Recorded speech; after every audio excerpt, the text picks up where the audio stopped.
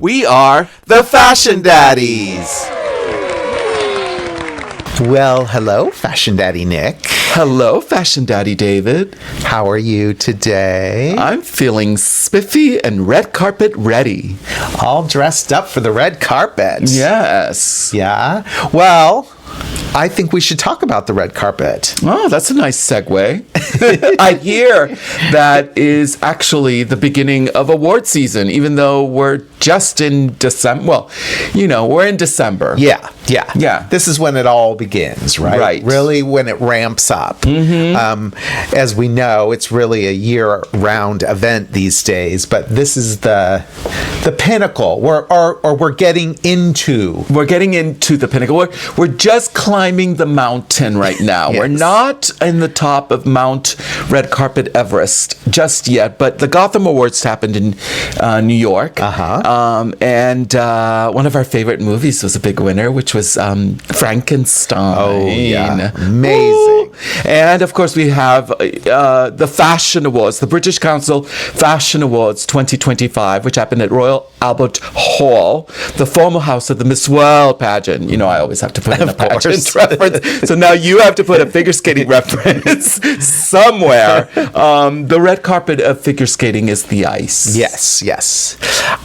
So I thought it would be kind of fun to give everyone a history lesson on the red carpet. I love history lessons. Yeah. Everybody, the children need to know their history. Yes, they do. It's important to know how it all started. So I thought that would be fun. Yeah, that would be great. So everybody take notes. Now, I remember doing this back in the day when we were chairpersons of a big fashion college, and especially to our students, our incoming students, a lot of them from all over the world or, all over the United States. And obviously, a lot of the reasons they came to LA to study fashion was, the celebrities and dressing celebrities.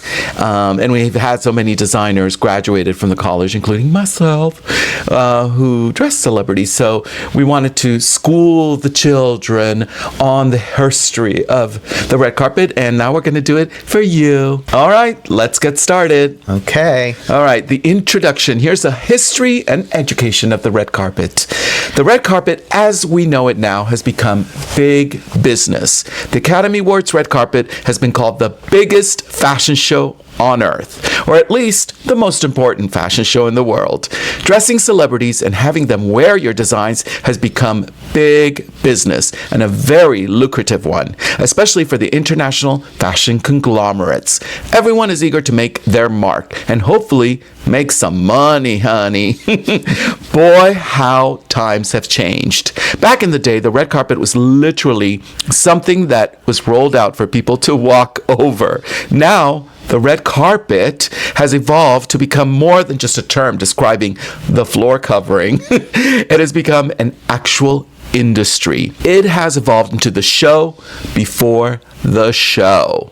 From fashion magazines to celebrity websites, all the way to prestigious newspapers and blogs, the red carpet is talked about throughout the entire world. Sometimes the red carpet even gets more attention and certainly more interest than the actual event or the awards now. The red carpet has gone beyond just awards season. Now, this season used to be described as the months of the year when the Golden Globes, the Screen Actors Guild Awards, or SAGs, the Grammys, and the Academy Awards dominated the calendar. However, in recent times, as Daddy David said in the intro, it has become a year-round affair. The red carpet does not just describe the events before an awards show anymore. Now the title can be applied to a movie premiere, a charity event, a party, and even launching a product. Any occurrence that might attract the press is now easily part of this red carpet umbrella. But for this podcast right here, we will be talking about how the red carpet evolved from an actual carpet to a major marketing tool for fashion and celebrities. Let's begin with a basic history of the actual red carpet. The basic history of the actual red carpet can be traced back to the play Agamemnon by Aeschylus, written in 458 BC. When the title character returns from Troy, he's greeted by his wife, who offers him a red path to walk on. Ooh, I love that. That's great. Yeah, that is great. That is so Wikipedia. In 1821, a red carpet was rolled out for U.S. President James Monroe to welcome him. Okay.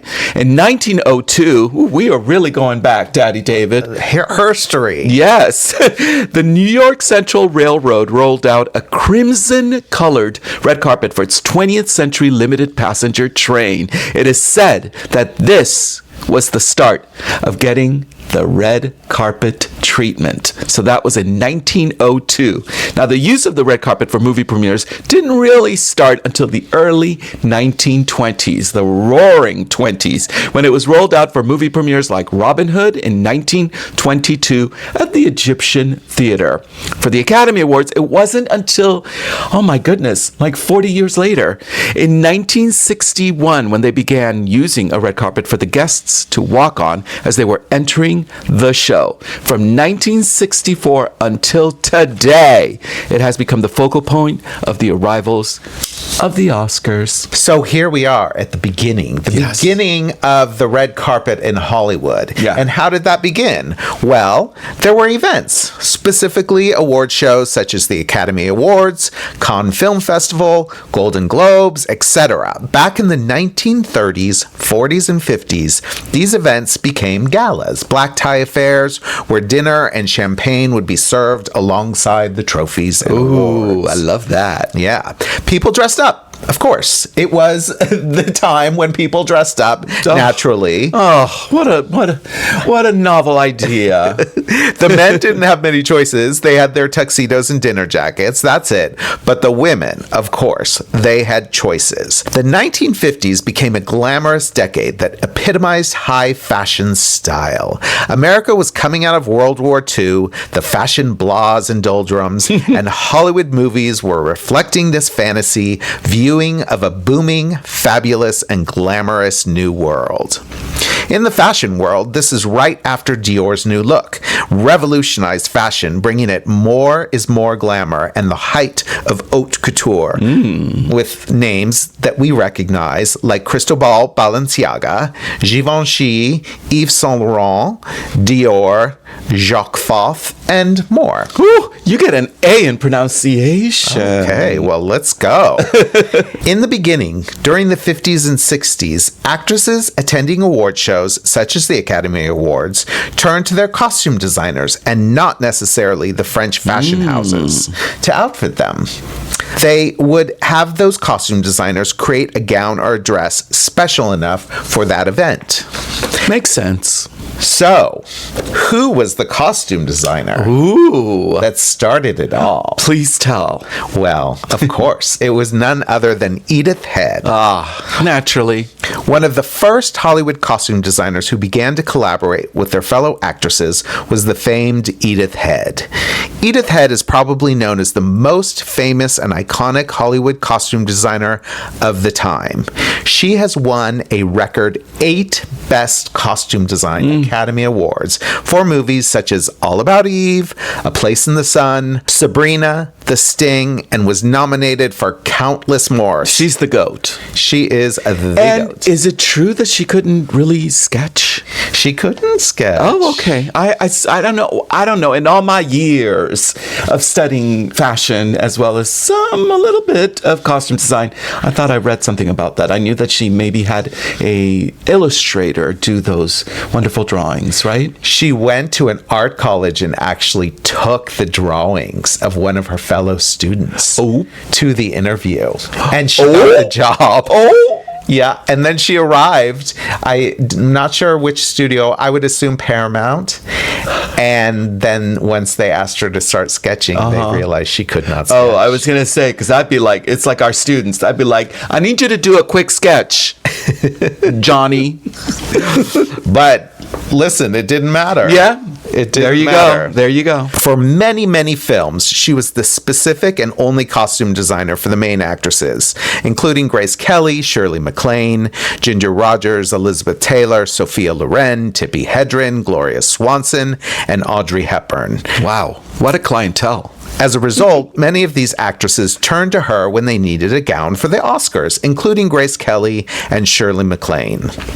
They could have ordered gowns from Parisian designers such as Dior, Balenciaga, but even for these actresses, these one-of-a-kind designs were too expensive and honestly were reserved for the society madams of the time, the wives of the American multi-millionaire oil tycoons, heiresses, or aristocrats with somewhat royal titles. Yes, the madames.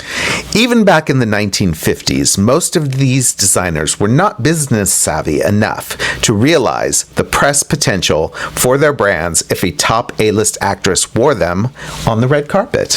And there was no way most of the Parisian fashion houses would lend them a dress for free. Yeah, that's true. They were snooty patooty. Yes. So Edith Head got in on the red carpet bandwagon. One Paris couturier did get into the business of dressing celebrities for top award shows, and that was Hubert de Givenchy.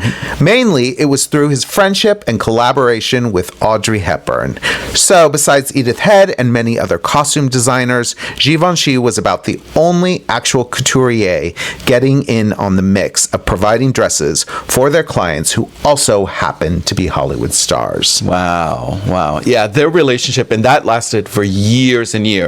You know, it was one of those things that I think Audrey Hepburn quickly realized, you know, this man knows how to dress me and knows how to make me look good. And so she just grabbed onto him, as a lot of the celebs now grab onto stylists. Yes. Like La Roche. Yes. It was almost like Hubert de Givenchy was the La Roche Yes. of that era for Audrey Hepburn.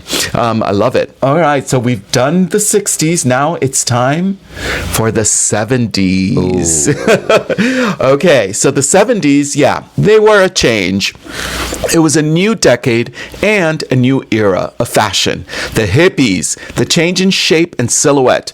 There was a more relaxed culture and point of view when it came to fashion and style. And of course, towards the end of the 70s came the disco era and polyester. Eek. For big events and movie premieres and or top awards shows, actresses, models, and celebrities used their 70s for a time to dress in more flowy chiffon dresses, highlighted by plunging necklines and silhouettes that seemed a bit freer, so to speak. Examples are Bianca Jagger at the Metropolitan Museum Gala, Raquel Welch at the 1974 Academy Awards, Elizabeth Taylor and Richard Burton at the 1970 Academy Awards, Lauren Hutton in Halston at the 1975 Academy Awards, and Goldie Hawn at the 1977 People's Choice Awards. U.S. designers, well, they became really popular during this time. Actresses, models, celebs, they turned to their favorite designers, and they were usually, at this time, American designers. Interesting. Yeah. U.S. designers and U.S. fashion were having a big moment during this time, especially after the famed Battle of Versailles fashion show, which occurred in 1973, where U.S. designers took Paris by storm, stealing the fashion spotlight from the old guard of the Parisian designers like Marc Bohan from Dior and Yves Saint Laurent. They shocked the world and shocked the French because they were new, they were fresh. They used all these African American models, and the models didn't just runway model or pose. They were dancing and spinning and twirling, and the French audience at Versailles went wild. Well, they also just simply shopped, the actors did, for their awards looks. What a novel idea, Right? To actually go shopping at, you know, a 70s department store on Wilshire. Can you imagine?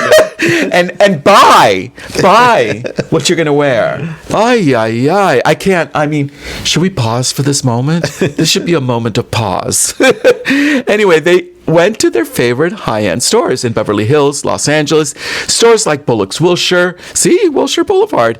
They had designer salons, which carried gala dresses just right for these events. And then there was Fred Heyman, the founder of Giorgio of Beverly Hills, the boutique that transformed Rodeo Drive into a luxury shopping destination in the 1960s. It became known for providing celebrities with their gowns. He did not, however, design all the red carpet dresses himself, but was instrumental in dressing celebs for events by making his boutique the go-to resource for red carpet looks, both through his own designs and by curating gowns from other designers, especially from Europe. So that was pretty cool. I remember sometimes, I guess, during, like, right before the Oscars, he would have a special, like, Yes. trunk show or viewing. Like, here are suggestions from the latest designers of some of the gowns that you might want to shock beyond shock. Bye. Yes. And he actually sold his business, and I think it was 1989. And following selling the business, he was appointed as I don't know the exact title, creative director of the gowns for the Academy Awards. Right. So he would do these fashion shows. Wow. Yeah. Still kind of suggesting, quote unquote, to the celebs or whoever was going to attend, like, this is what you should wear, y'all. Yeah. Now, besides the shopping, other stars, they opted for working with actual local Hollywood costume designers, just like in the 50s and 60s. A perfect and great example of this was Cher and Bob Mackie. Of course. Yes. Iconic. Yeah. Well, that takes us to the 80s and 90s. Uh-oh. That anything goes. Going from the simple lines of the 70s, the easy breezy, to excess. During the larger part of the 80s and 90s, in terms of red carpet dressing, the stars relied on their own accord, like they did in the 70s, to get dresses made or by themselves, especially from that boutique that we have said, Giorgio of Beverly Hills, which sold designs from both American and European designers. There were no celebrity stylists. None. They did not exist. The word wasn't even part of the dictionary. No. So in the 80s, when the 80s arrived, in terms of red carpet, it mirrored the new decade in terms of fashion and style. And by the mid-80s, it was all about excess. Sequins, furs, big shoulders, and big poofs. Now remember, this was the time of Dynasty, Nolan Miller, Ronald and Nancy Reagan, the bigger, the better, the glitzier, the more glam. And Nolan Miller was another costume designer that actually dressed many of the celebrities on the red carpet. And the early 90s continued the excess of the 80s with big and bigger poofs, LaCroix looks, knockoffs, and unique designs seen on stars like we mentioned, Cher, Kim Basinger, Demi Moore in the bicycle shorts and overskirt. Yep, I remember well. Those iconic dresses of Gina Davis, and lest we not forget, Bjork. Oh, wow. Now, is it coincidental that during this time is when most of the what not to wear iconics of the award season happened? It's because of this just excess and just go crazy and dress yourself. Well, that's what was exciting, was everybody chose what they wanted, and some of those choices weren't always the best choices, but they were fun for us. I was gonna say it added creativity and it was fun to watch because it wasn't just all the same type of dress and safe. It wasn't safe. That's the word that I was looking for. Well, two things happened as a result of the fashion confusion that we're talking about. And that was Joan Rivers and Giorgio Armani. So I'm going to start with Joan Rivers. Okay. And at around 1994, comedian Joan Rivers and her daughter Melissa got a gig hosting a Golden Globe Awards pre-show for E! Entertainment. Wow. 1994. And in 1995, they began doing the Academy Awards, and then the red carpet fashion world changed forever. Well, in the past, there was Richard Blackwell and his worst dress list, which he originated in the 1960s and went on through several decades. It wasn't until Joan Rivers got into it that it made a big impact on how Hollywood stars would dress, and more importantly, had an important and seismic impact on the business of fashion, mainly because she was on TV. Yeah. Joan began her interviews of the stars by asking, "Who are you wearing?"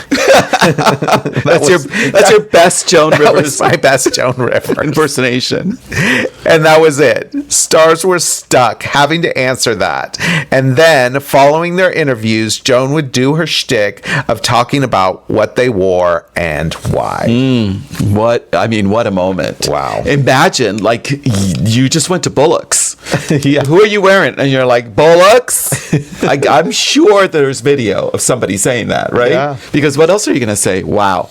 Okay, so you said there were two important seismic things that happened. The first one was Joan Rivers. Yeah. And now I'm going to talk about the second one. And that is two words: Giorgio Armani. Yes. In 1980, the film American Gigolo, 1980, came out with Richard Gere and Lauren Hutton. Italian fashion designer Giorgio Armani dressed Richard Gere and instantly changed the world of men's fashion and style. Every style-conscious guy wanted to look like Richard Gere and convey this Euro elegance of relaxed, I'm not trying, but really trying, kind of chic.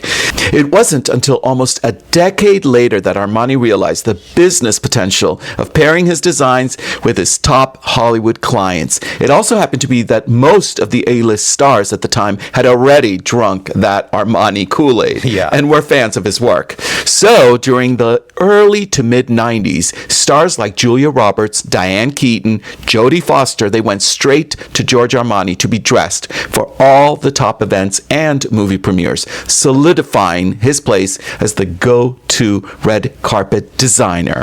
Armani was wise to catch on to this and the publicity it would garner for his design house. Well, of course, his business and the brand, and he would just dress the stars, especially the big ones. So literally the A-list. He's like, I don't want no B, C, D, or F. No. I'm getting the A.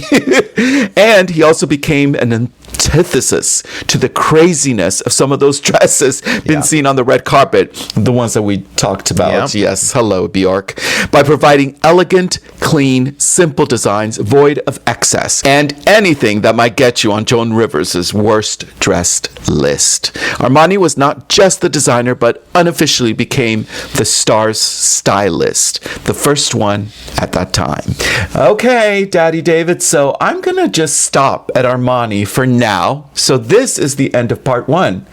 Wow. Yeah. You're going to leave us on a cliffhanger. Cliffhanger, on a red carpet cliffhanger.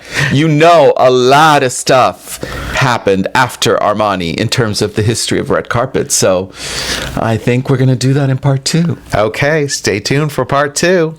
The Fashion Daddies is created and hosted by David Paul and Nick Varios. It's produced, edited, sound mixed, and scenic designed by David Paul. I'm just here to entertain.